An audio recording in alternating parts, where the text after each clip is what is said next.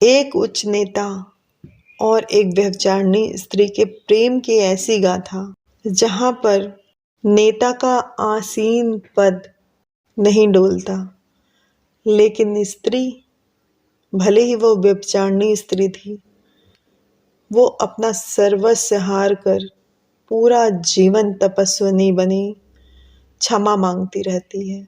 करिया करिए क्षमा क्षमा मेरे प्रभु।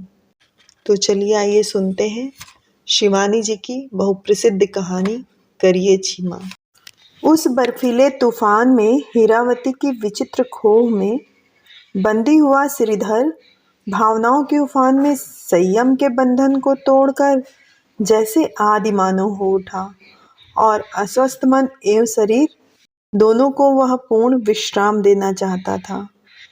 एक तो वह सर्वदा अपने प्रत्येक भाषण को बड़े परिश्रम से प्रस्तुत करता था, फिर इस भाषण में तो उसे अपनी आगामी चुनाव के प्रतिद्वंदी को धोबी पछाड़ की पटखनी देनी थी। मेज पर धरी दुग्ध धवल टोपी उसने सिर पर धर ली। जब तक वह अपने इस जादुई यंत्र को सिर पर धर उसकी तीखी उस्तरे सी धार पर हाथ न फेरता, वीणा वरदंडित मंडित करा देवी सरस्वती उससे रूठी ही रहती।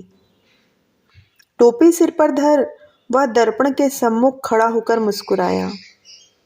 प्रभावशाली प्रतिबिंब ने और भी अधिक आकर्षण स्मित का प्रत्युत्तर दिया। प्रशस्त ललाट, तीखी नसिका, विलासी क्यूपिट अधर और चिकना चुपड़ा चेहरा। श्रीधर को इस स्मित से संतोष नहीं हुआ। इस बार वह और भी आकर्षण ढंग से मुस्कुराया। कौन कहेगा कि वह 55 वर्ष का है? काले बालों को कौन सी अमृत बूटी से पिलाता है वह?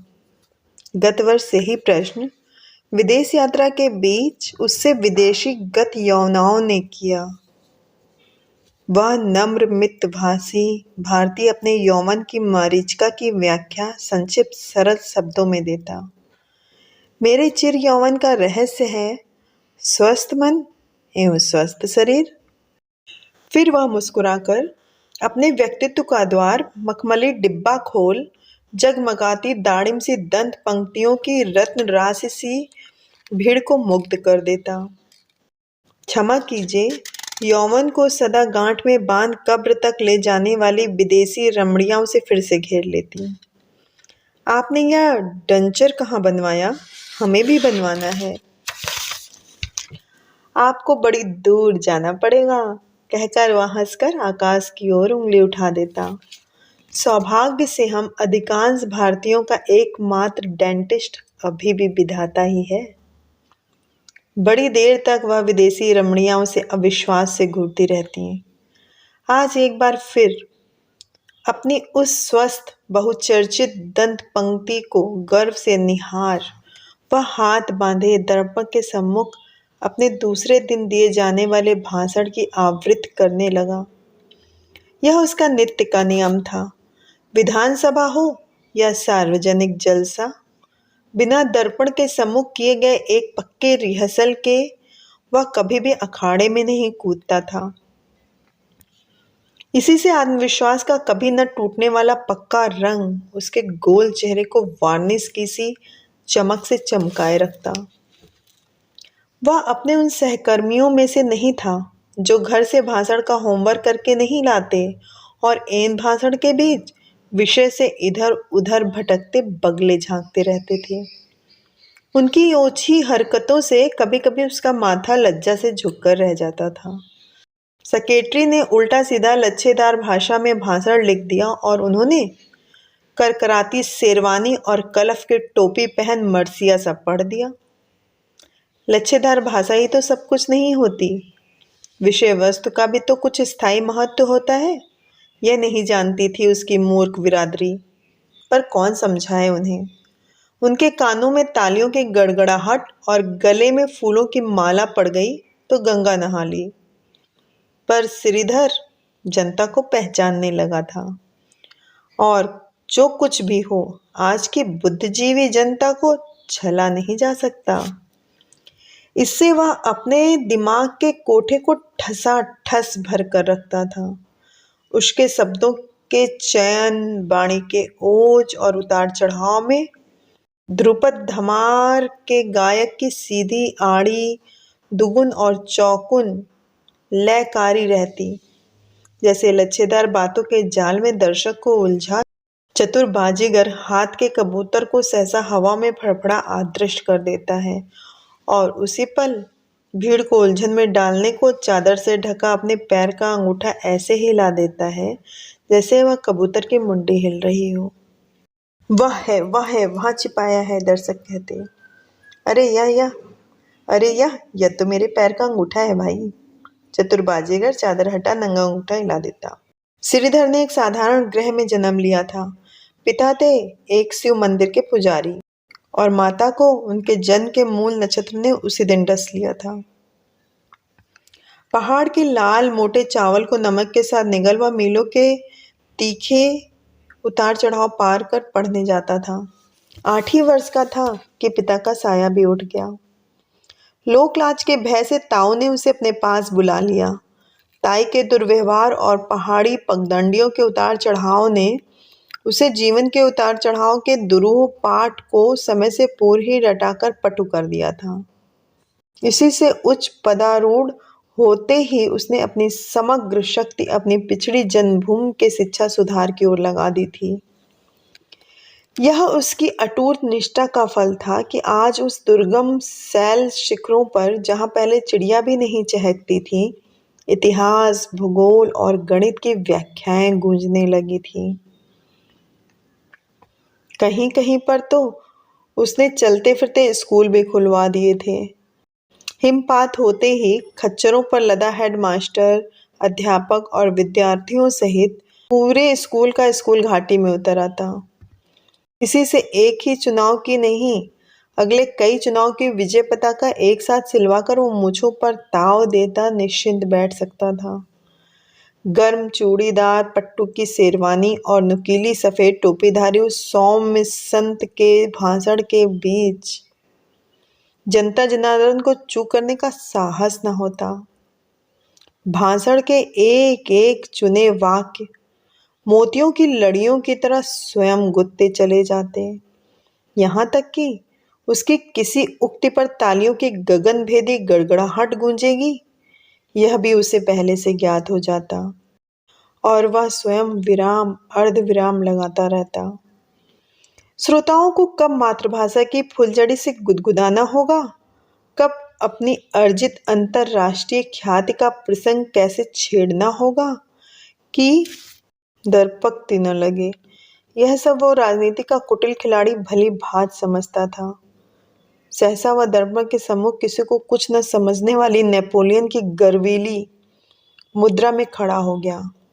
उसका गर्व मिथ्या नहीं था। जिन ग्रामों में कभी मिट्टी के तेल की बाती भी नहीं दबदबाई थी, वहीं आज उसके प्रयास से पहाड़ी की वेगवती अलकनंदा को बांध विद्युत प्रवाहिनी उज्ज्वला बिखेर दी गई थी। पर इस टोपी के ताज ने क्या उसे बिना कुछ किए ही बादशाह बना दिया था? क्या पुलिस की निर्मम लाठियों ने उसकी पसलियों का चूरा बनाकर नहीं धर दिया था? दुर्दांत गोरे सिपाहियों के बैटनों ने क्या उसकी दोनों कमान सी बनी भ्रुकुटियों के बीच लंबा घाव स्वतंत्रता के विजय तिलक के रूप में सदा के लिए सजाकर नहीं रख दिया था?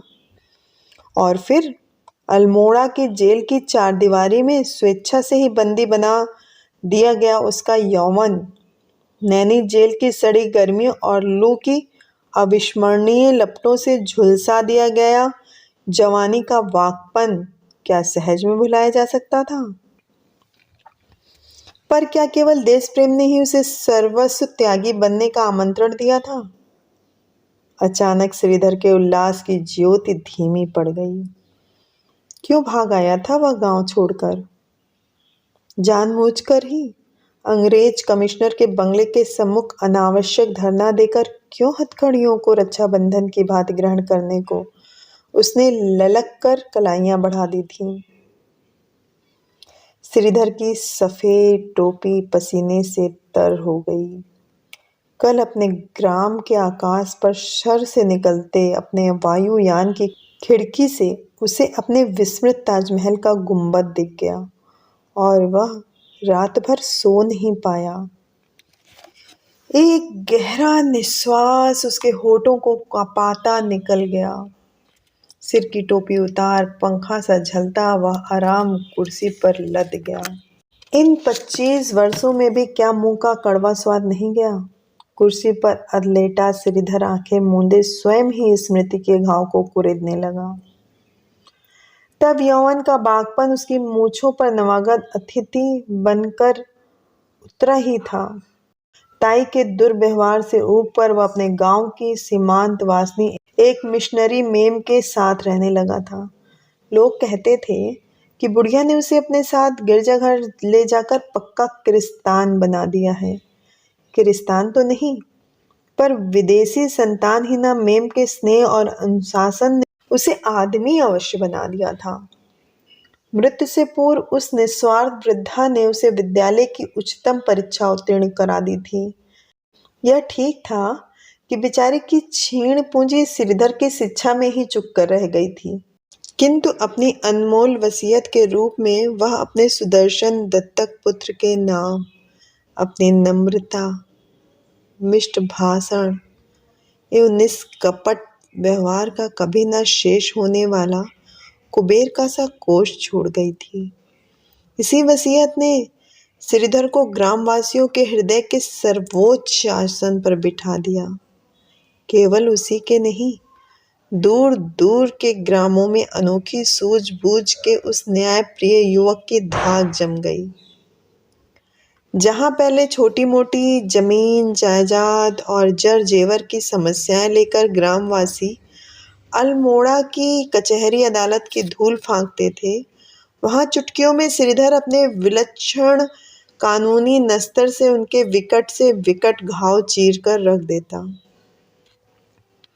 सर्वसहमति से वह ग्राम का नेता चुन लिया गया था, किंतु चिंता की एक ही बात की थी। उसका यह लोकप्रिय नेता एक नंबर का भगोड़ा था। कई बार ग्रामवासियों ने उससे अनुरोध किया था कि वह स्थायी रूप से ग्राम में न्यायाधीश के पद ग्रहण कर ले, किंतु श्रीधर तो रमता जोगी था। आज काली पार अघोरी बाबा के आश्रम में तो कल साबरमती। जब कभी वह ग्राम में आता, विविध प्रकार के मुकदमों की पोटलियां उसके प्रांगण में खुलने लगती।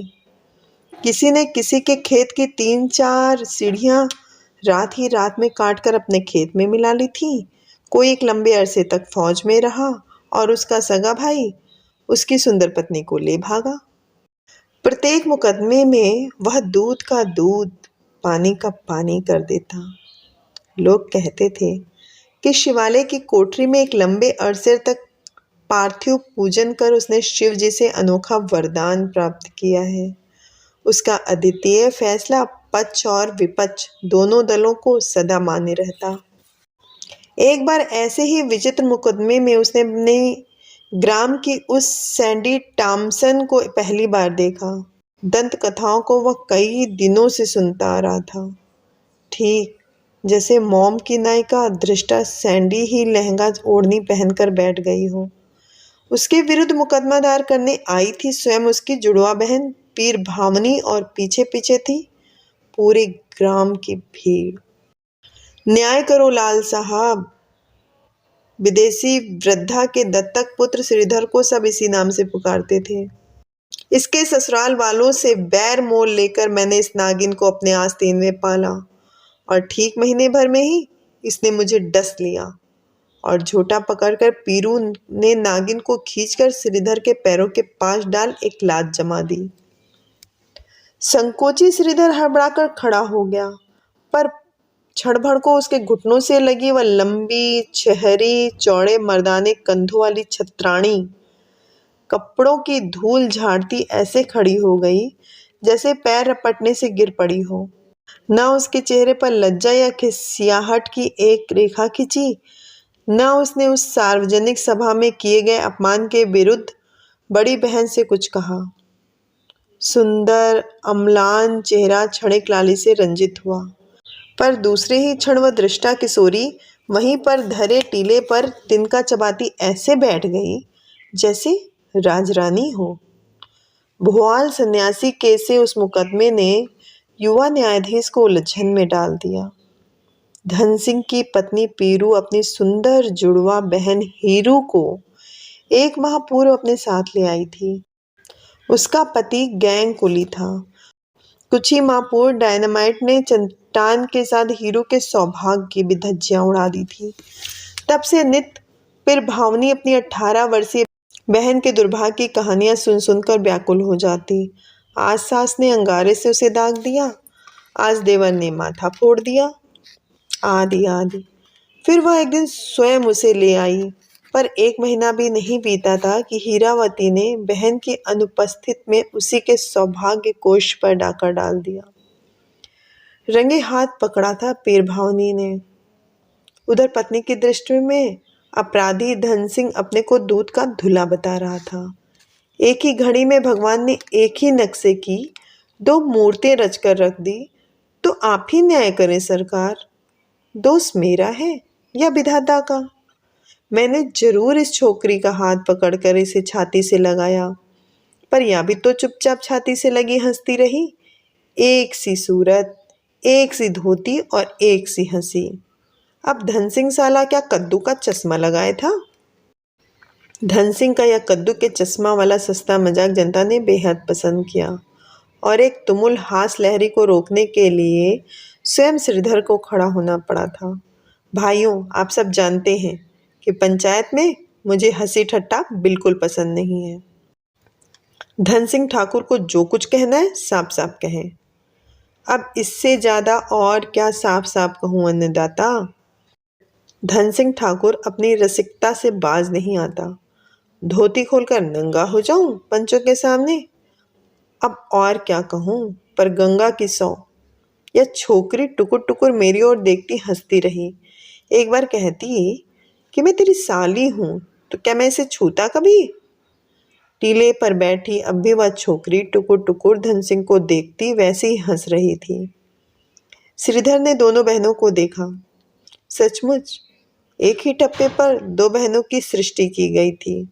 अंतर दोनों में उतना ही जितना एक जोड़ी धोतियों में होता है, जिसमें से एक तो बिना धुली कोरी ही धरी हो और दूसरी धोबी की पछाड़ ने साफ कर दी हो। झूठ बोलता है बेशरम, फिर भावनी ने घृणा से पति की ओर देखकर कहा और सीना तानकर पंचों के बीच खड़ी हो गई। मेरी हालत देखो लाल साहब। उसका स्वर उत्तेजना से कांपने लगा। क्या मेरी घाघरी गले से नहीं बंधी है? और क्या इस फटपटी छोकरी का पेट पीठ से नहीं लगा हुआ है? उसकी किसी चतुर क्रिमिनल वकील की सी इस दलील ने मुकदमे को जटिल बना दिया। अपनी गर्भावस्था के अंतिम उभार का समुचित प्रदर्शन करने के बाद बैठकर वह प्यासी कुतिया सी हाँफने लगी। ठीक ही तो कह रही थी वह। दोनों के चेहरे भले ही अलग हों, शरीर के गठन में किसी प्रकार की छलना की कोई गुंजाइश नहीं थी। टीले पर बैठी एक गहरे शरीर की सुंदर स्वामिनी तिनका चबाती अब भी उतनी ही रहस्यमयी रही। पंचों की पूरी जूरी श्रीधर से विचार विमर्श करने के बाद गंधाती गौशाला के पिछवाड़े चली गई। अंतिम फैसला देने से पूर्व इस विचित्र अदालत का यही नियम था। पता नहीं क्या फैसला देगा लाल साहब, उसका फैसला तो सदा बेजोड़ होता है। श्रीधर का गंभीर कंठ स्वर पहाड़ी मंदिर के दमामे सी चोट करता गूंज उठा था। भाइयों, पंचों के मत से धन सिंह ठाकुर निर्दोष है। धन्य हो लाल साहब, धन्य हो लाल साहब। धन सिंह के 5 पांडवों से भाई टोपियां उछालने लगे थे। हो सकता है, श्रीधर कहता जा रहा था, कि अंधेरे में ठाकुर अपनी साली का चेहरा ही देख पाए हों, शरीर नहीं। और दोनों बहनों के चेहरे में तिल वृत्ति का भी तो अंतर नहीं, या तो आप स्वीकार करेंगे। सैकड़ों आंखों का फोकस एक साथ ही प्रमुख नायिका की ओर घूम गया। दोष निश्चय ही हीरावती देवी का है। क्या आप घबराहट से चीख नहीं पाई? श्रीधर ने अपने सहृदय प्रश्न से अड़ियल घोड़ी की लगाम ढीली कर दी। कि शायद इस प्रश्न का सहारा पाकर कह दे कि हाँ, मैं घबरा गई थी, पर वह तो निरुत्तर सिर नीचा किए अपनी उस रहस्यात्मक मुद्रा में मुस्काती रही। उस उर्दंग किशोरी की इस चोरी और सीनाजोरी को देख न्याय प्रिय श्रीधर का खून खौल गया। इससे पूर्व भी उसके पास इस दूसरे ग्राम से आटपकी महामारी की मारक दुष्चरिता हीरावती के उन्मूलन के अनुरोध की प्रार्थना करते कई गुमनाम पत्र आ चुके थे। हीरावती देवी, आपको 10 मिनट का समय दिया जाता है और इस बीच भी आप अपनी सफाई न दे सकी तो पंचों को अपना फैसला देना ही होगा, श्रीधर ने दृढ़ स्वर में कहा था। हीरावती ने बड़ी उपेक्षा पूर्ण दृष्टि से श्रीधर को देखा, फिर द्रोणागिरी के पीछे लाल आग के गोले से डूबते सूर्य की ओर अपनी दृष्टि निर्बद्ध कर दी, जैसे अस्ताचलगामी सूर्य के साथ ही पंचों के निरर्थक प्रश्न को भी डुबो रही हो। 10 मिनट तो क्या, 10 वर्ष की अवधि दिए जाने पर भी शायद हीरावती उसी दार्शनिक मुद्रा में मुस्कुराती रहती। हार कर पंचों ने फैसला दे ही दिया, क्योंकि दोनों जुड़वा बहनों का रंग रूप एक ही था, शरीर के आकार का अंतर भी स्थायी नहीं था। गर्भ भार से मुक्त होने पर भावनी फिर अपने जुड़वा बहन का अविकल प्रतिरूप बन जाएंगी और ठाकुर धन सिंह की अपनी घातक भूल दोहराने की संभावना और अधिक बढ़ जाएगी। इसी से श्रीमती हीरावती को आदेश दिया कि वे 12 घंटे के भीतर ग्राम की सरहद खाली कर दें। फैसला सुनते ही हीरावती मुस्कुराकर श्रीधर की ओर मुंह फेरकर खड़ी हो गई। पहली बार उसने मुंह खोला। ठीक है पंचों, मैं आज से कोढ़ी साहब के ओडियार में रहूंगी। वह तो आपके गांव की सरहद के बाहर है ना? उसने एक बार फिर अपनी रससिक्त मुस्कान से ग्राम के मनचलों को तिलमिलाकर धर दिया। अचानक भीड़ स्तब्ध हो गई। कहती क्या है छोकरी, कोढ़ी साहब की गुफा में रहेगी? चारों तरफ से मीठे सेब, नाशपाती, अखरोट और मील के वृक्षों से आच्छादित उस लंबी रेल टनेल सी बनी अंधकार पूर्ण प्राकृतिक गुहा में बहुत पहले एक विदेशी चित्रकार रहने आया था। अब ग्रामवासियों के कथानुसार वह गुहा उसी साहब की प्रेत योनि का स्थायी आवास बन गई थी। अपने विविध महारोग को अपने ग्रीक देवता से सुंदर देह में छिपाए वह विदेशी जब गुहा में रहने आया तो उसके रोग का कोई भी वाह्य चिन्ह देखने में नहीं आता था। ग्रामवासी उसे पादड़ी साहब कहकर पुकारते थे। धीरे धीरे किसी खंदक में छिपे कुटिल शत्रु की भांति उसके रोग ने उस पर अचानक आक्रमण कर दिया और वह निहत्था नहीं जूझ सका। पहले हाथ की कुछ उंगलियां गईं, फिर पलकें, और एक ही वर्ष में वह बुरी तरह से लंगड़ाने लगा। कुछ दिन तक वह अपने ठूंठ से हाथों से गुहा भित्ति को अपनी अनूठी कला से विभूषित करता, पर एक दिन विवश तूलिका नीचे गिर पड़ी। साहब फिर भी सहज में पराजय स्वीकार करने को तत्पर नहीं हुआ। जो कलात्मक हाथ तूलिका को धन्य करते थे, उन्होंने कुदाली थाम ली। जलना, रामगढ़ और कुल्लू से सुनहरे सेब, नाशपातियों की पौध मंगवाकर कोढ़ी साहब ने अपने विकृत हाथों से फल और पुष्पों से भावी नंदन नवन की सृष्टि कर दी। यह ठीक था कि वह स्वयं फल खाने तक जीवित नहीं रहेगा। क्या मीठे कुएं का पानी पीकर लोग कुआं खोदने का स्मरण नहीं करेंगे? इधर रोग अब छाती पर चढ़कर बैठा था।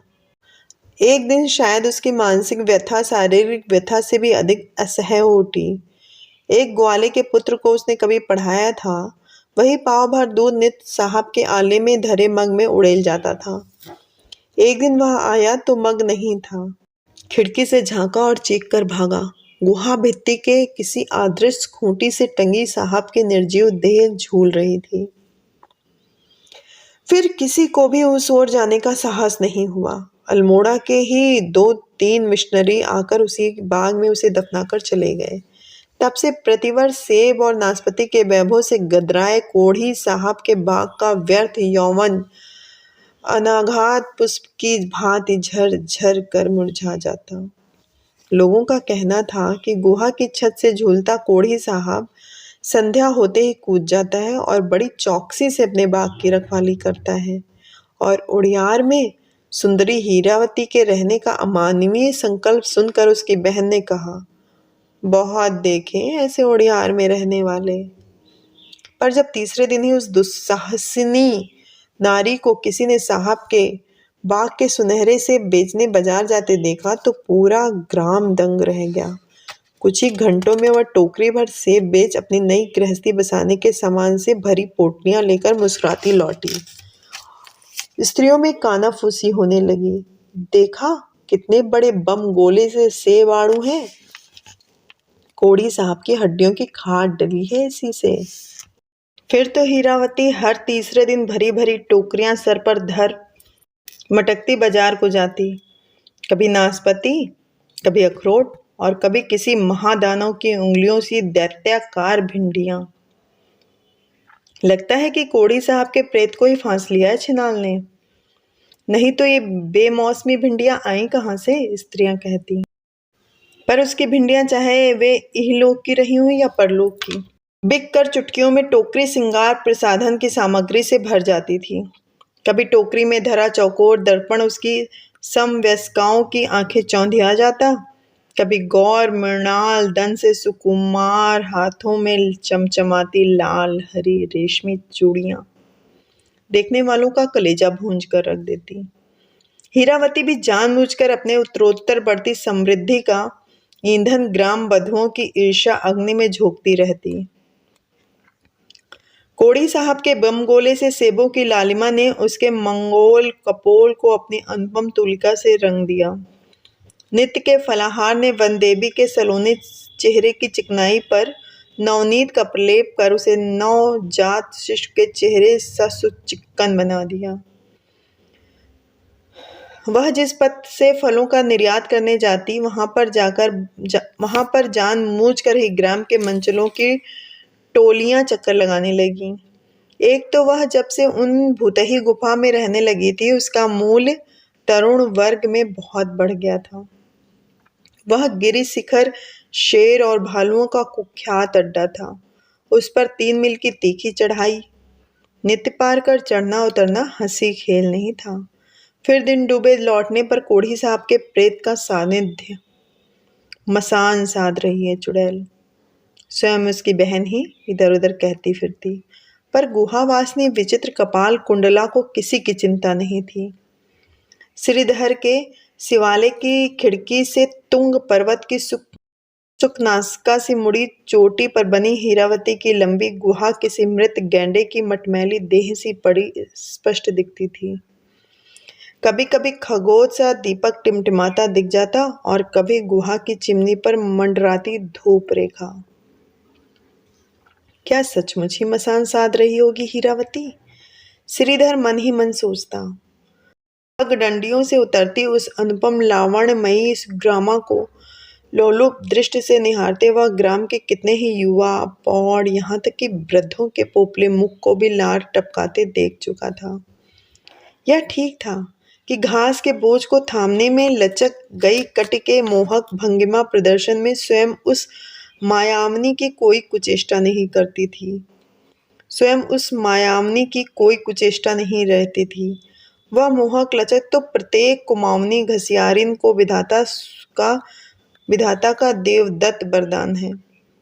जिस नृत्य प्रवीण्य किसी स्वर लहर के साथ संगत देती चाल की शिक्षा आधुनिक युग की गगन चारणी विमान परिचारिकाओं को माथे पर पुस्तक धर महीनों कड़े अनुशासन के चाबुक की मार से दी जाती है, उसे कुमाऊं की वह पर्वत कन्या सहज स्वाभाविकता से घास का असह्य बोझ सिर पर धरते ही सीख जाती हैं। ऐसे ही संगीत मुखर चाल के घुंघरू बजाती हीरावती घास का गट्ठर सिर पर धरे उतरती तो आसपास से सीटियां बजने लगती। कमर से कसकर बांधा पिछौड़ा कसी बास्केट के खुल जाते बटनों पर नीली पीली मालाओं का उठता गिरता जाल और भुजंग प्रयास के से छंद में बंधी मीठी पदचाप अपने सात्विक ग्राम से हीरावती की मनहूस छाया हटानी ही चाहिए। नित्य श्रीधर अपना संकल्प दोहराता, पर अब तो हीरावती को उसका न्यायदंड स्पर्श भी नहीं कर सकता था। वह तो सचमुच ही ग्राम की सरहद के बाहर थी। इधर भ्रष्टा हीरावती ने उसका सिरदर्द और बढ़ा दिया था। ग्राम के प्रवेश द्वार में उसका शिवालय था और हीरावती नित्य वहां से उतरते हुए अकारण ही खांसती खंखारती शिवालय का घंटा जोर जोर से बजाने लगती। शंभू हर हर शंभू कहती हुई वह कभी कभी उसकी सांकल भी खटखटा जाती।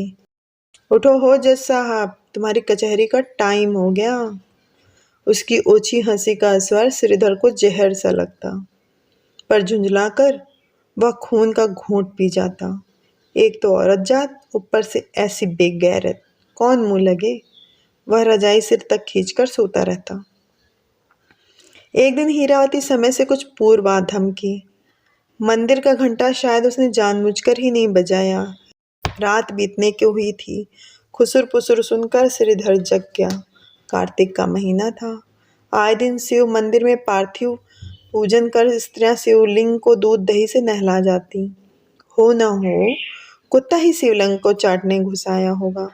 श्रीधर ने लाठी उठाई और दबे पांव जाकर खिड़की से झांका। कल भी ठीक आधी रात को एक काली कुतिया दुधिया शिवलिंग को अपवित्र करने घुस आई थी। कल तो हाथ नहीं है, आज कमर तोड़ कर रख दूंगा, सोचता श्रीधर झांकने को बढ़ा। पर वहां तो कोई दूसरी छाया अपनी अपावन उपस्थित से शिवलिंग को अपवित्र कर रही थी। शिवलिंग के सम्मुख घुटने टेक आंखें मूंदे भाव विभोर होकर हीरावती मीठे करुण स्वर में गा रही थी। नरेणा नरेणा मेरी कैया निकैया, करिया निकरिया करिए छिमा छिमा मेरे प्रभु। नारायण हे नारायण, मेरा किया न किया, कहा अनकहा, सब करना छिमा छिमा मेरे प्रभु। दोनों आंखों से आंसू की अविरल धारा बहती वह शिवलिंग का अभिषेक सा कर रही थी। नित इन्हीं आंखों से हंसते खिलखिलाते और चढ़ाने वाली आनंदी हीरावती आज किस दुख से रो रही है। उस रहस्यमयी नारी के हृदय का भेद लेने को श्रीधर व्याकुल हो उठा। वो धीमे पैरों से बढ़ता खिड़की के पास सट गया। ओह, ग्राम छोड़कर जा रही है हीरावती। आज ही टोकरी में उसके कपड़े सिंगार पिटारी बर्तन भाड़े धरे हैं। शायद जुड़वा बहन की समता उसे रुला रही है, या ग्रामवासियों का निर्मम व्यवहार। पर वह स्वयं रूपवती हीरावती को रुला सकता है, यह बात वह संयमी युवक स्वप्न में भी नहीं सोच सका। वह तो चुपचाप स्वयं ही अपनी शंका का समाधान कर कोठरी में लौट आया और साकल चढ़ाकर सो गया। तब तक किसी भी विकार ने उसके निष्कलुक चित्त को दग्ध नहीं किया था। हीरावती उसके लिए एक सुंदर जंगली गुलाब थी, जिसे हवा में झूमते देखना कला पारखी चित्त को निश्चय ही रुचता था। किंतु उसे तोड़कर कभी सूंघा भी जा सकता है, यह उसने कभी भी नहीं सोचा था। दूसरे दिन, तीसरे दिन और कई दिनों तक हीरावती नहीं दिखी। निश्चय ही कोढ़ी साहब का प्रेम उसे अपने साथ कब्र में खींच ले गया है। ग्राम की स्त्रियां कहती तो श्रीधर को मन ही मन हंसी आती। वह तो हीरावती को माल अस्वाब सहित जाती देख चुका था। चलो अच्छा ही हुआ, फोड़ा फूट गया, उसे नस्तर नहीं लगाना पड़ा। पर ठीक महीने भर बाद ही हीरावती एक दिन अपने गिलट के आभूषणों की नकली चमक से अपने यौवन की असली चमक को द्विगुण करती। ग्राम भर की औरतों की छाती पर मूंग डलती अलस पगों से पगडंडी की चढ़ाई चढ़ने लगी तो आंगन में खड़ी उसकी सौत बन गई बहन अपने क्रोध को रोक नहीं सकी। कहाँ से मुंह काला करके लौटी है भागी, वहीं क्यों न डूब मरी, उसने चीख कर पूछा। तो कई स्त्रियों के झुंड खिड़कियों में झांकने लगे।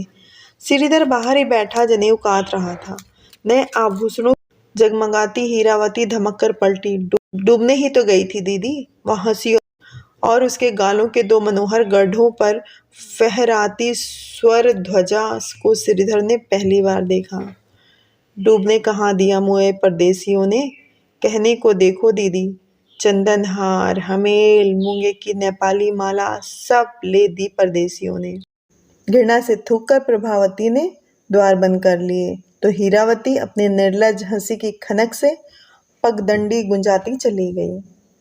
फिर कई दिनों तक हीरावती नीचे नहीं उतरी। लगता था हमदर्द परदेसियों ने उसके कई दिन तक नीचे न उतरने का प्रबंध कर दिया था। कौन जाने बीमार पड़ गई हो, श्रीधर सोचता, फिर स्वयं ही झुंझला उठता। उसे क्या, मरे ससुरी हीरावती, पर झुंझलाने से क्या होता है। रात को गिलट के आभूषणों में जगमगाती मेनका विश्वामित्र के स्वप्नों के रंगमंच पर उतर ही आती और ऐसा उत्पात मचाती कि श्रीधर शिवलिंग के सम्मुख औंधा होकर सुबकने लगता। कैसा दंड दे रहे हो भोलेनाथ, ऐसी नीच स्त्री को पाने को मैं स्वप्नों के शून्य आकाश में भी बाहें क्यों फैलाता हूँ।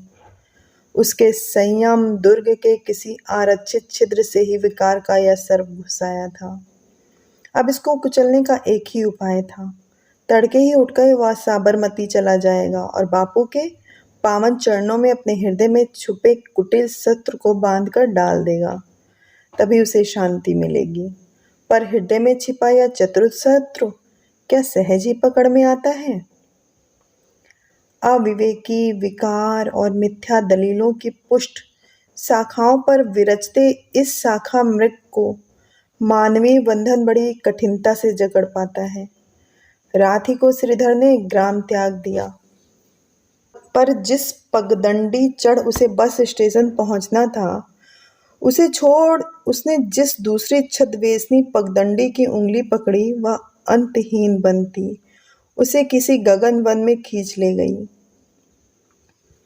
दुरूह पगडंडी की पहेली न समझ पाने से झुंझलाया क्लांत श्रीधर एक झरने के पास बैठा सुस्ता ही रहा था कि किसी की कराहने की आवाज सुन के चौंक उठा। क्या उसी की भांति कोई मार्ग भूल गया है। माघ का महीना था। ठंड से दांत बज रहे थे। सामान्य सी बूंदाबांदी अब गर्जन तर्जन पूर्ण शिलावृष्टि के रूप में चट्टानों पर किसी कुशल तबला वादक की दक्षता से त्रिताल के से टुकड़े बजा रही थी। वह लपककर पेड़ों के झुरमुट को छाता बनाने को बढ़ा तो कराह की ध्वन स्पष्ट होकर उसके पैरों से टकरा गई। कौन? अंधकार के काले कम्बल ने उसका गला घोट दिया। ओह लाल साहब, तुम बचा लियो शंभू, मैं हूँ हीरावती। जिस बेड़ियों का बंधन काटने वह ग्राम छोड़कर भाग रहा था, उन्हीं के लौह पास ने उसके दोनों पैरों को जकड़ लिया। हीरावती ऐसे सिसक रही थी जैसे सिसकी के साथ ही उसके प्राण निकल जाएंगे। घास काटकर लौट रही थी, मूंछ आ गई। बस किसी तरह खींच खाच कर मेरी गुफा में पटक दो लाल साहब, तुम्हारे गुण नहीं भूलूंगी। श्रीधर अजीब पेशोपेश में पड़ गया। हीरावती को वह खूब पहचानता था।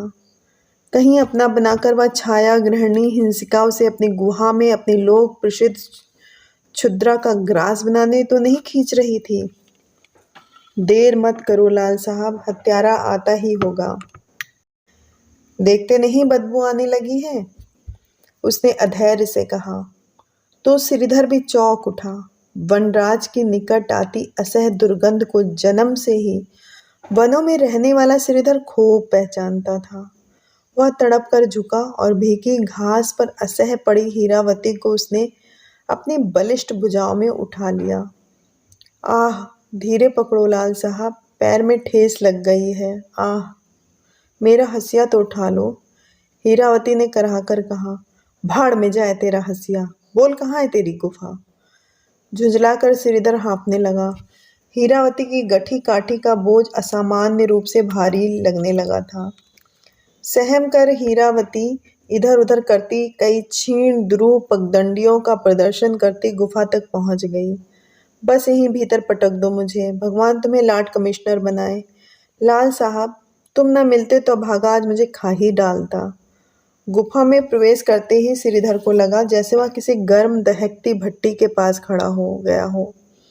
वाह और गुफा के तापमान में जमीन आकाश का अंतर था। हीरावती को नीचे उतार कर वह रुमाल से पसीना पोंछ ही रहा था कि अब तक पंग बनी हीरावती छलांग लगाकर भागी और पास ही धरी एक विशाल शिला को लुढ़काकर उसने गुहा द्वार बंद कर दिया। बाप रे बाप! वह लंगड़ाती हुई चट्टान का सहारा लेकर खड़ी हो गई। कभी कभी तो बिल्ली के पंजे टेक कर आता है हरामी। देखो, वह हंसकर फुसफुसाई। साथ ही साथ एक विकट गर्जना से वन के ओर छोर गूंज उठे। साहसी श्रीधर को भी पसीना आ गया। गुहा द्वार पर लुढ़काई चट्टान के पास दोनों खूनी पंजे टेके ऋषि मुनियों की जटा जूट सी अपनी सुनहरी आयात पीताब स्कंधों पर बिखराए कुमाऊं के क्रूर नरभक्षी ने दूसरी गर्जना की। नित्य आकर ऐसे ही बैठ जाता है हरामी कि कब मौका लगे और कब मुझे टप से अपने मुंह में धर ले। एक एक पंजा देखा कितना चौड़ा है, तुमसे भी चौड़ा। बड़े लाड से हीरावती श्रीधर की हथेली पकड़ने को झुकी तो वह झिड़क कर दूर हट गया। छोड़ो, मुझे जाना है। कहाँ? हीरावती धृष्टता से मुस्कुराने लगी। बाहर पंजा टेके तुम्हारे दादाजी बैठे हैं और छोटी खिड़की से तुम्हारे पहाड़ी जातिया के से कंधे छिटक नहीं पाएंगे। बैठो, मैं आग जलाती हूँ, चाय पीकर सुस्ता लो फिर जाना। मैं क्या तुम्हें बांध कर रखूंगी? हार कर श्रीधर बैठ गया। बाहर शायद बर्फ गिरने लगी थी। एक अद्भुत शांति और सन्नाटे से घिरे गिरी शिखर स्तब्ध खड़े थे। चट्टान के बाहर अडिग भव्यता में बिराजे वन केसरी कभी अधैर्य से गरजते, कभी कभी धुनिये की बात अपने धनुष के से कंधे हिलाकर बर्फ की धुएं से धुनकर फैला देते। हीरावती ने मसाल से जलने वाली लकड़ी को जलाकर चूल्हे के पास गाड़ दिया था। उसी तीव्र शिखा से अलौकिक गुहा की चित्र प्रदर्शनी देखकर श्रीधर स्तब्ध रह गया। क्या यह कोढ़ी साहब की एक दिव्य तूलिका का चमत्कार था? कहीं कांगड़ा गढ़वाल शैली की कृष्णवधू वर्षा मुखरित रात्र के अभेद अंधकार की कुंडलिनियां कुचलती अभिसार के पथ पर चली जा रही थी। कहीं एड़ियां टिकाए प्रीतम की प्रतीक्षा में द्वार पर खड़ी चौखट में मड़ी सुप्रिया, कहीं गुजरात की सोलंकी मूर्तिकला को लज्जित करती दोनों हाथों की चंपक उंगलियों से नग्न वक्ष स्थल ढांपती अप्सरा और अजंता के भित्ति चित्रों के गंभीर का जाल बुनती शैव द्वारपाल की अविकल प्रतिमूर्ति, खजुराहो और कोणार्क के शार्दूल सुर सुंदरिया साल भंजिकाएं और अपूर्व सुंदर नाग कन्याओं के जाल में भटकता कला पारखी मुग्ध श्रीधर पूरी गुहा की परिक्रमा करता चट्टान के उसी द्वार पर पहुंच हाथ में गर्म चाय का गिलास थामे हीरावती से टकरा गया। गर्म चाय ठंडे पैरों पर छलकी तो वह चौंका। लगता है मेरे रानीवास महल ने लाल साहब को मोह लिया है। देखा ना बगला भगत साहब को, बड़ा पादरी बना फिरता था। पेट में ऐसी विद्या भरी न होती तो अकेली गुफा में भला ऐसी वैसी नंगी औरतों की फोटो उतारता। कहीं अपनी ईशा की भी एक तस्वीर बनाई पादरी साहब ने। लो चाय पियो, देखूं चौकीदार गया या नहीं। श्रीधर को गिलास थमा, उसने खिड़की से झांका। गया हत्यारा, कितनी बर्फ गिर गई है, एकदम बद्री केदारनाथ बन गया है। एक बार बर्फ गिरने पर यहाँ 7-8 दिन तक नहीं गलती। चलो अकेली से दुकेली भली। वह चाय की चुस्कियाँ लेती श्रीधर के पैरों के पास खिसक आई। मूर्खा हीरावती, वह क्या सोचती है कि श्रीधर कभी बर्फीली पगडंडियों पर चलना ही नहीं है। अभी देख लेगी कि कैसे दोनों हाथ फैलाकर स्केट सा करता वह हवा के झोंके सा निकल जाएगा। वह चट्टान हटाने को बढ़ा ही था कि बर्फीली हवा के एक तीव्र झोंके ने लकड़ी की मशाल को झपट्टा मारकर बुझा दिया। घने अंधकार में डूबा वह इधर उधर पैर मारने लगा। जिधर बढ़ता सुकोमल बाहों का बंधन उसे जकड़ लेता। एक ही हीरावती के क्या खिलखिलाते हंसते कई संस्करण बन गए थे, या गुहा भित्ति के सुंदरियों अप्सराओं और उल्का नायिकाओं को कोढ़ी साहब के आदर्श प्रेत ने जीवित कर धरा पर अवतरित कर दिया था। पर मीठा कंठस्वर तो एक ही कंठ का था और उसे हो पहचानता था श्रीधर। वह तो निश्चय इसी लोक की थी। मूर्ख मत बनो, हीरावती कहने लगी। कहाँ भाग रहे हो? ऐसी बर्फीली रात में तो चिड़िया भी डालों पर अकड़ी मरी मिलती हैं। फिर तुम क्या सोचते हो कि मेरा चौकीदार चला गया होगा? तुम्हारी ही ताक में छिपा किसी खंदक में बैठा होगा। ऐसी कंचन सी देह उस हरामी के पेट में जाने दे, ऐसी मूर्ख नहीं है हीरावती। वह पालतू बिल्ली सी उसके कंधे से अपने सुकोमल कपोल घिसती और भी निकट खिसक आई। उसने अभी किसी भी स्त्री का स्पर्श तो दूर उसकी छाया का स्पर्श भी नहीं किया था। वह इस घातक अनुभव से तिलमिला उठा। एक नरभक्षी बाहर था तो दूसरी नरभक्षणी भीतर। अचानक उसकी संयमित चेतना सुप्त अग्नि सी जलकर फुफकार उठी। दूर हट, तूने मुझे समझा क्या है? वह उत्तेजना, विवशता और क्रोध से बुरी तरह हांफता चट्टान उठाने को बढ़ा तो हीरावती दोनों हाथों से मार्ग अवरुद्ध कर खड़ी हो गई। मैं भी देखती हूँ कि कौन माइका लाल हटा सकता है मुझे। जितनी बार श्रीधर उसकी दर्पपूर्ण चुनौती से जूझने को आगे बढ़ता, उतनी ही बार सतर्क खड़ी हीरावती की कंचन देह की दुर्भेद प्राचीर उसे बिजली के सौ तारों से झंझना देती। पता नहीं कब दोनों रात्र के सूच भेद अंधकार में सांप नेवले की भांति आमने सामने तने खड़े रहे। अंत में जीत नेवले की ही हुई। आओ, पराजित योद्धा के दोनों हाथ पकड़कर हीरावती ने मृदुल कंठ से कहा, तुमने क्या मुझे इतनी ऊंची समझा है? हीरावती में लाख दुर्गुण हो, वह कभी झूठ नहीं बोलती। मेरे पास 2 पुआल के गद्दे हैं। एक में तुम निश्चिंत होकर सोते रहना, जो तुम्हें छुए वह साली गोमांस खाए। हीरावती ने न जाने किस ताक से पुआल का गद्दा उठाकर जमीन पर डाल दिया और उसे हाथ पकड़कर ऐसे ले चली जैसे फूल सैया की ओर किसी सलज्ज बालिका नववधू को ले जा रही हो। सचमुच ही झूठ नहीं बोलती थी हीरावती। दूसरे पुआल के गद्दे को खींचकर पटके जाने की शब्द भेदी क्रिया से सांस रोककर लेटे श्रीधर ने अनुमान लगाया कि शत्रु पक्ष ने अपने दूसरे गद्दे का खेमा गाड़ने में व्यवधान रखा था और उसमें कोई उसकी कुटिल चाल नहीं थी। थोड़ी ही देर में हीरावती निष्पाप से सुखी सी निद्रा में डूब गई, पर श्रीधर व्याकुल करवटें बदलता रहा। अब सोने वाली स्वयं ही मार्ग से दूर हट गई तो दूसरी चिंता निंद्रा का अपहरण करने लगी।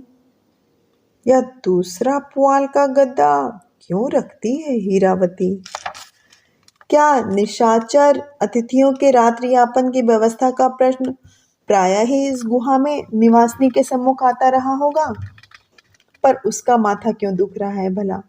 ग्राम में हीरावती को कौन नहीं जानता? या कौन सी दूध की धुली सती सावित्री है? इसी उधेड़ बुन में न जाने उसकी आंख कब लग गई। सुबह उठा तो हीरावती ने शायद खिड़की का पत्थर हटा दिया था। सूर्य का क्षणिक मुट्ठी भर उजाला गुहा में फैलता गुहा भित्ति की अनूठी चित्रकला का नवीन रूप प्रस्तुत कर रहा था। वह मुग्ध दृष्टि से चित्र प्रदर्शनी के वैविध्य को देख रहा था। आंखें स्वयं ही हीरावती की ओर घूम गई। उसे लगा कि झुककर आग फूंकती रूपवती हीरावती को वह आज पहली बार देख रहा है। हीरावती को भी शायद उसकी मुग्ध दृष्टि गुदगुदा गई। मुस्कुराकर उसने नजरें उठाई तो झेप कर श्रीधर ने सहमी दृष्टि ऐसे फेर ली जैसे चोरी करते रंगे हाथों पकड़ा गया हो। लो, गरम चाय पी लो।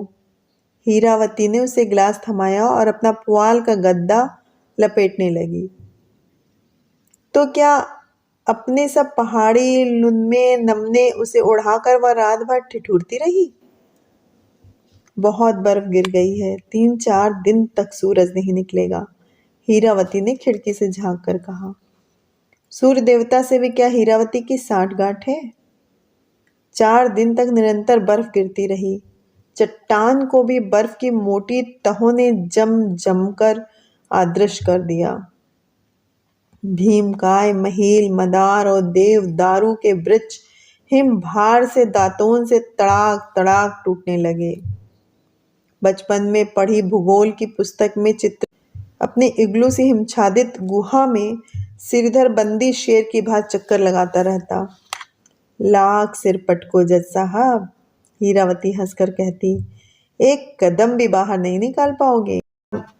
वैसे हीरावती अपने रूखे पाहुने की अभ्यर्थना में कोई त्रुटि नहीं रहने देती थी। ना जाने किस आदृश आलों से वह छोटी मोटी पोटलियां निकालती रहती। दाख, अखरोट, जरलालू, भुने काजू, खोए के पेड़े, सोहन हलवा, भाड़ में पहाड़ी गेठी और धानी नमक।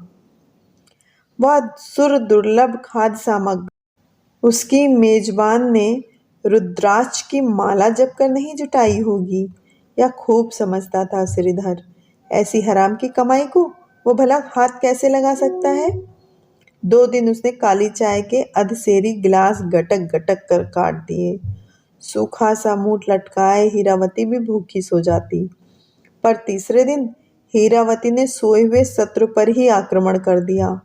श्रीधर के उठने से पहले ही उसने न जाने किन किन खुशबूदार पहाड़ी गणेड़ी और जम्बू के ऐसे मसालों से सब्जी छौंक दी कि श्रीधर अपने सारे संस्कार और नाज नखरे भूल बिसरा कर रह गया। पहाड़ी घटके से पिसे आलू की सौंधी सौंधी मक्खन चुपड़ी रोटी पर सब्जी धर हीरावती ने अतिथि के दोनों पैर जकड़ लिए। क्यों भूखे प्यासे बैठे हो लाल साहब, मैं क्या डोमड़ी? फिर तुम तो गांधी बाबा के भक्त हो, वह तो मेहतरों के हाथ का भी छूत नहीं मानते।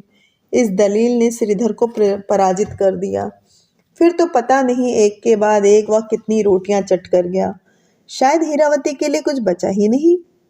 खा पीकर वह सोया तो कुंभकर्णी नींद पूरी होने का नाम ही नहीं लेती थी।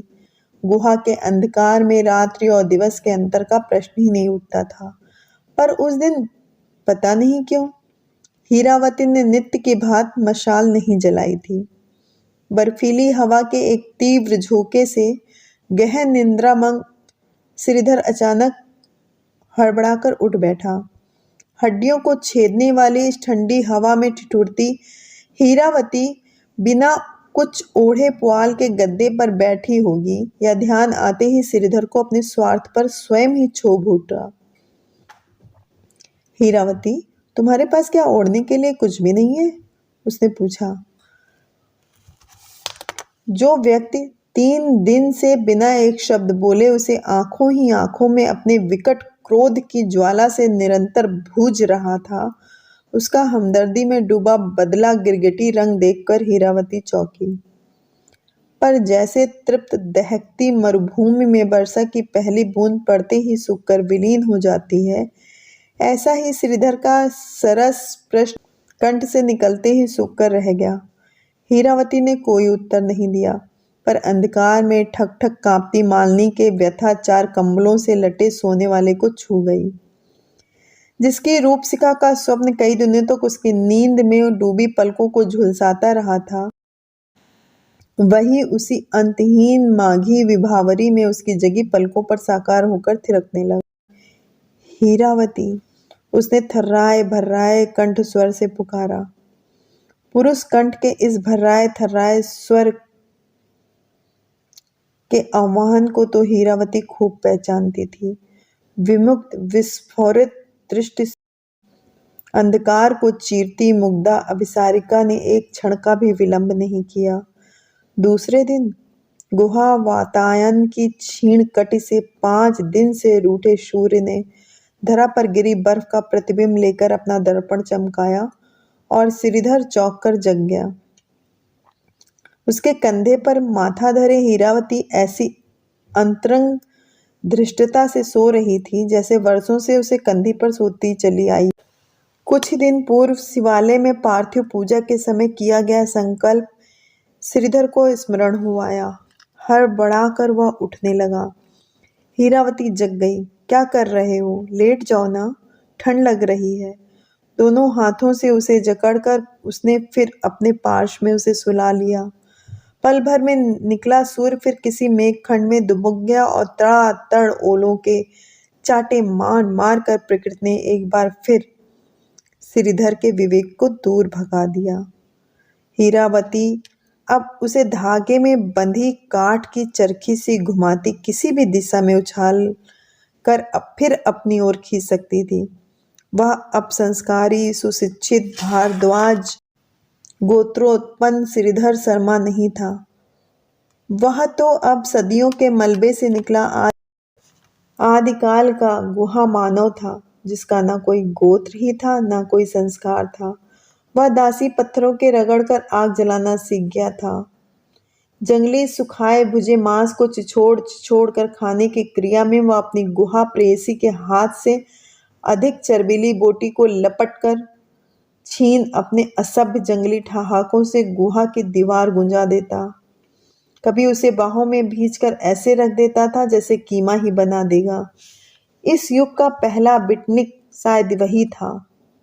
और हीरावती, उसी को मॉडल बनाकर क्या पादरी साहब ने गुहा भित्तियां अलंकृत की थी? बंकिम कटाच, मंदोदरी की लचक, सुडौल अंक का उभार या इंच टेप से भी नापा जाता तो दीवार पर अंकित अपूर्व सुंदरियों की काठी में ठीक बैठती। हीरावती, एक दिन जानबूझकर भी वह एक मूर्खतापूर्ण प्रश्न कर बैठा। वह तो जानता था कि हीरावती कभी झूठ नहीं बोलती। गांव वाले जो तेरे लिए कहते हैं वह क्या सच है हीरावती? हीरावती का चेहरा फक पड़ गया। इतने अमोद प्रमोद के उत्सव के बीच जैसे उसे किसी ने झोटा पकड़कर जमीन पर घसीट लिया हो। वह एक भी शब्द नहीं बोली। रक्तहीन कपोलों पर टपकते आंसुओं ने ही श्रीधर के प्रश्न का उत्तर दे दिया था। बात सच न होती तो क्या मुखरा हीरावती चुप बैठी आंसू बहाती? एक लंबी सांस खींचकर वह उस दिन बिना कुछ खाए ही उठ गया। छी छी, कैसी नीच औरत थी हीरावती। बर्फ न गिरी होती और मौसम साफ होता तो शायद वह गुफा में ही हीरावती के एक दो प्रेमियों से टकरा जाता। उस दिन भी हीरावती न जाने कब चूल्हे के पास बैठी भूखी कांपती रही। कभी खांसता, कभी उसमें उसासे भरता, कभी आकारण ही कराहता श्रीधर करवटें बदलता रहा। पर अंत में भूखा बिच्छू विवाह भोज के 56 व्यंजनों की झूठन देख एक बार फिर अपना विवेक, संस्कार, निष्ठा सब भूल भाल कर जूठी पत्तलों की ओर बढ़ गया। हीरावती, उसके थर्राए भर्राए कंठ स्वर ने पुकारा। और फिर हीरावती भला क्यों चूकती? छठे दिन कड़ी धूप ने बर्फ पिघलाकर बहा दी थी। हीरावती टूटे वृक्षों की टहनियां बटोरने चली गई थी। खिड़की पर श्रीधर खड़ा हुआ ही था कि सुदूर घाटी से गूंजते शिवालय के घंटे की ध्वन सुनकर उसका रोम रोम सिहर उठा। पूर्वकृत पापों ने बहुत दंड दे दिया प्रभु। उसने अदृश्य शिवलिंग की ओर हाथ जोड़े। मुझे क्षमा करो और शक्ति दो, कहता वह बिना गुहा की ओर दृष्टिपात किए तीर सा निकल गया। फिर उसने अपने ग्राम की देहरी आज तक नहीं लांगी। शनि की दशा की भांति उसके जीवन में आ गई हीरावती की क्रूर दृष्टि को उसने कवच कीलकों से प्रभावहीन कर दिया। एक लंबे अरसे तक वह देश प्रेम का अनोखा दुस्साहसी दीवाना बना फिरता रहा। न उसे ललमुहे गोरों का भय था, न पुलिस की लाठियों का। एक बार हीरावती का समाचार उसे जेल ही में मिला था। उसी का परिचित एक साथी उसे जेल में मिलने आया था। अपने ही गांव की हीरावती भी तो इसी जेल में थी। आज ही तो बरेली ले गए हैं उसे। हीरावती सहसा अल्मोड़ा जेल की काली चार दीवारी पर असंख्य सुर सुंदरियां और नाग कन्याएं अंकित हो गईं। हीरावती, वह क्या करने आई है यहाँ? और फिर उसके जघन्य अपराध की विस्तृत वर्णना सुन श्रीधर स्तब्ध रह गया। अलकनंदा में अपने नवजात शिशु पुत्र की मुंडी डुबोए हीरावती को ग्राम के डाकिया ने देखा और जब तक वह भागकर पटवारी को बुला लाता, नन्ही लाश को तीव्र लहरें आदृश्य कर चुकी थी। ऐसी बहया नंगी औरत है, उसका साथी कह रहा था। हमारे गांव की इज्जत मिट्टी में मिला दी। हाकिम ने पूछा, हीरावती देवी, क्या यह कि तुम अपने बच्चे की मुंडी नदी में डुबोए बैठी थी? सिर झुकाए वैसी ही मुस्कुराती रही हरामी, जैसे तुम्हारी अदालत में मुस्कुराती थी। किसका था? हाकिम ने पूछा तो बोली, सरकार, आप तो दिन रात पहाड़ों पर दौरा करते हैं, कई झरनों का पानी भी पीते होंगे, कभी आपको जुकाम भी हो जाता होगा। क्या आप बता सकते हैं किस झरने के पानी से आपको जुकाम हुआ है? कटकर रह गए थे हम लोग, सब भुगत रही है हत्यारिन। आज इतने वर्षों पश्चात उसकी हत्यारिनी की स्मृति श्रीधर को विहल कर रही थी। क्या अब भी वहीं रह रही होगी? क्या सचमुच ही उस सुकुमार हाथों से अलकनंदा की तीव्र हिम शीतल लहरों में किसी नन्ही सी देह को निर्ममता से बहा दिया होगा? श्रीधर ने हाथ की घड़ी देखी। भाषण की एक भी आवृत्ति पूरी नहीं कर पाया था। न जाने किन किन चिंताओं के गड़े मुर्दे उखाड़ने में वह स्वयं ही सिरदर्द मोल ले लिया। चिंताएं भी क्या एकाध थीं। रुग्ना पत्नी का विलासी स्वभाव से बुरी तरह उबा देता और वह बन बिलाव सा अनावश्यक दौरों में जंगलों की खाक छानता फिरता। चारों पुत्रियों का विवाह कर चुका था, पर चारों जमाताओं की ठगी प्रथा को विलियम बेंटिंग सी भात जड़ से उखाड़ने के प्रयत्न में वह घर भर से बैर मोल ले चुका था। इधर इकलौते पुत्र ने लड़कियों के से बाल बढ़ा लिए थे और पुरखों की कुल कीर्ति पर झाड़ू फेर कर रख दी थी। विद्यार्थियों की हड़ताल हुई तो काला झंडा लिए उसके कुल दीपक ने स्वयं ही पिता का पुतला जला विद्यार्थी समाज में अपना विशिष्ट स्थान बना। जहां नेता का पद प्राप्त करने में पिता को सर्वस्व त्यागना पड़ा था, वहां पुत्र ने 3 ही दिन में 7 बसें, असंख्य सरकारी इमारतों के बेंच तोड़, एक रेलगाड़ी उलट नेता का सर्वोच्च पद अनायास ही प्राप्त कर लिया था। उसी अशांति से बचने श्रीधर सिर मुंडाकर घर से भागा तो ओले पड़ने लगे।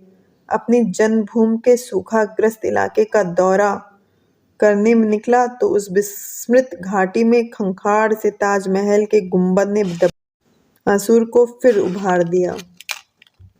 सॉरी सर, पिए ने खिसियाए स्वर में कहा, आपसे मिलने एक पगली सी औरत आई है, कहती है आप ही के गांव की है, बस दर्शन करके चली जाएगी।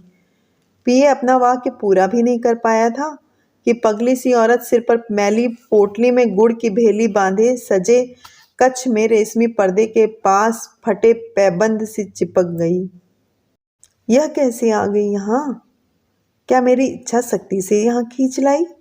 मन ही मन श्रीधर सोचने लगा, पर विरोध पक्ष की दुधारी तलवारों से दिन रात जूझने वाला सोचने लगा उसका पिए एक नंबर का घाघ था। कहीं हीरावती के कलुषित अतीत का आंशिक विवरण भी सुन लिया होगा तो प्रेस रिपोर्टर की सतर्कता से मन की कलम संभाल ली होगी पट्टे ने, और दिन रात अपने कई सहकारियों की चरित्र हत्या को क्या स्वयं दिन दहाड़े नहीं देख चुका था वह? आओ आओ बहन हीरावती, उसने हंसकर कहा। हीरावती चौंकी। अब तक वह मुग्ध दृष्टि से श्रीधर के विलासी कच्छ के भित्ति चित्रों को ठीक वैसे ही देख रही थी जैसे 25 वर्ष पूर्व श्रीधर ने उसकी गुहा भित्ति को देखा था। बैठो हीरावती, क्लांत स्वर में अब प्रणय का घर्राया आह्वान नहीं था।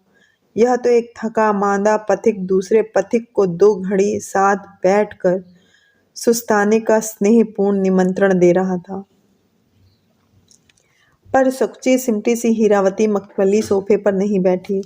वह सिर की पोटली बिना उतारे ही श्रीधर के चरणों के पास ऐसे बैठ गई जैसे गली के शरारती छोकरों के ढेले पत्थरों से नित मार कर भगाई गई कुतिया को बहुत दिनों से बिछुड़े मालिक ने पुचकार कर बुला लिया हो और वह डरी हुई बड़े अविश्वास से आगे बढ़ रही हो। हीरावती, तुम चुप क्यों हो? श्रीधर का गला भर्राया। इतने वर्षों बाद भी इस अलौकिक नारी की उपस्थिति उसे झूमते सम्मोहित नाग सा झुमा रही थी।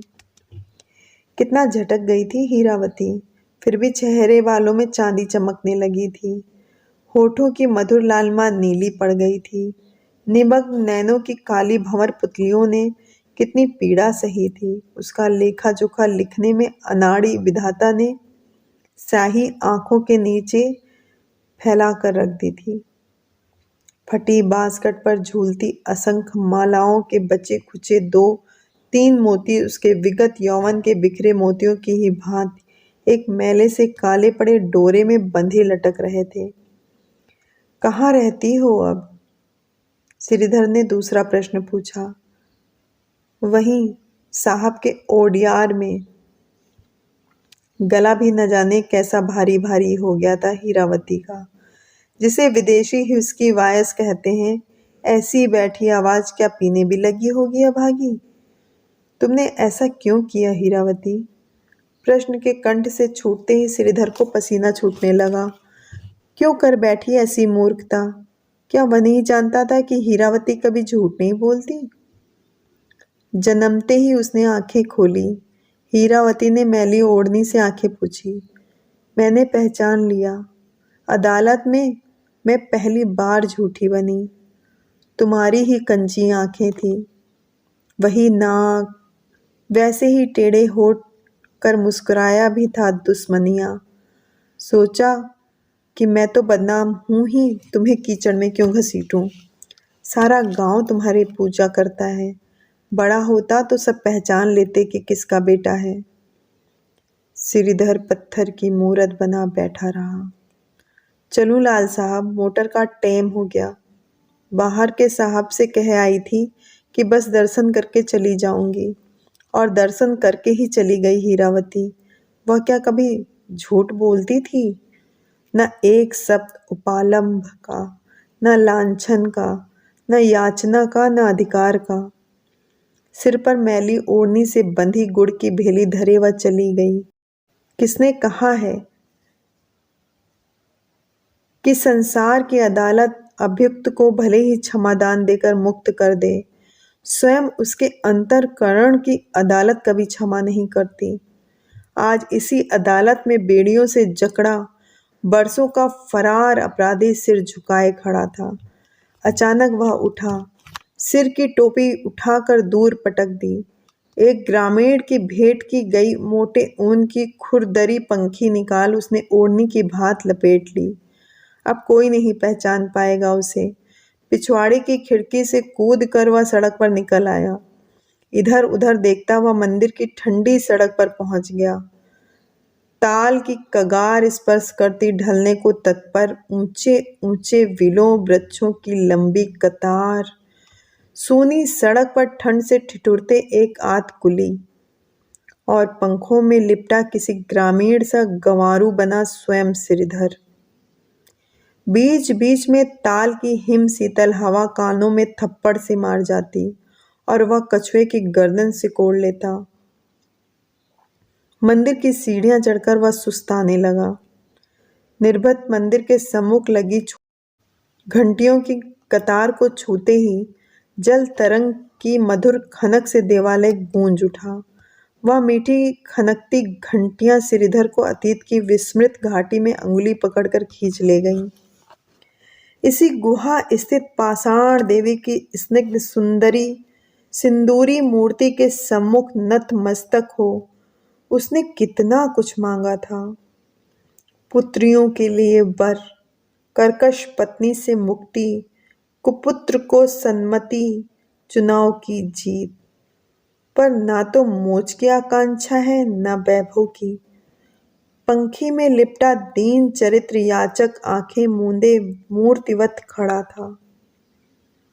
क्षण भर को उसे लगा कि शरीर से उपस्थित न होने पर भी काला फटा लहंगा फटफटाती, सिर पर मैली पोटली में गुड़ की भेली धरे डरी सहमी उसकी आदर्श गुहा प्रेयसी उसके पास सटकर बैठी करुण स्वर में गा रही है। कैया नी कैया करिया नी करिया, करिए छिमा छिमा मेरे प्रभु, करिए छिमा छिमा मेरे प्रभु।